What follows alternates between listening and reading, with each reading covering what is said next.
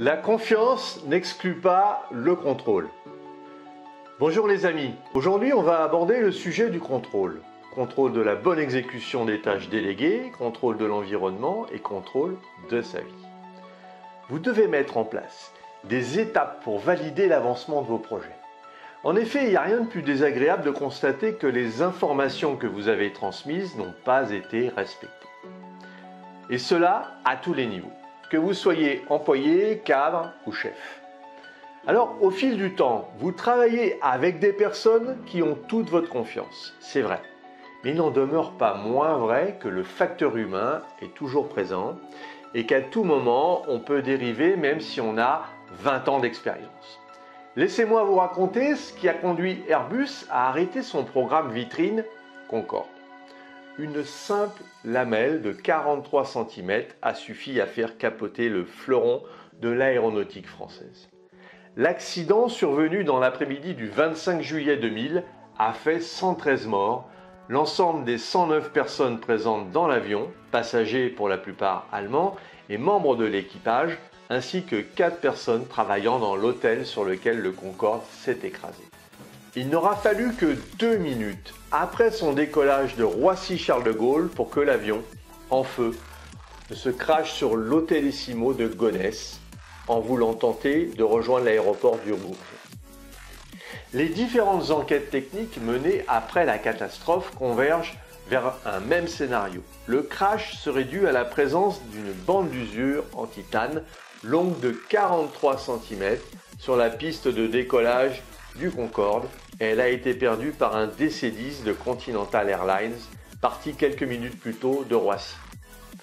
Le passage du supersonique sur cette lamelle métallique aurait provoqué une réaction en chaîne, éclatement d'un pneu du Concorde, perforation d'un réservoir, fuite et inflammation du kérosène et bien sûr perte de contrôle de l'appareil. C'est donc une cascade d'événements qui se sont produits les uns derrière les autres qui a conduit à la catastrophe.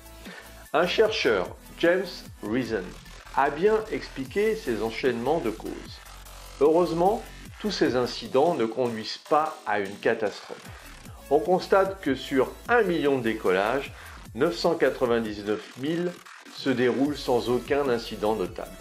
1000 vols comportent au moins un incident qui peut concerner l'appareil en lui-même, panne mécanique, une erreur de l'équipage, du guidage au sol ou du service de maintenance. L'approche de James Reason est très utile a posteriori pour tenter de dépasser le cadre de l'erreur humaine et permettre de représenter des trajectoires accidentelles qui trouvent leur origine dans des facteurs organisationnels.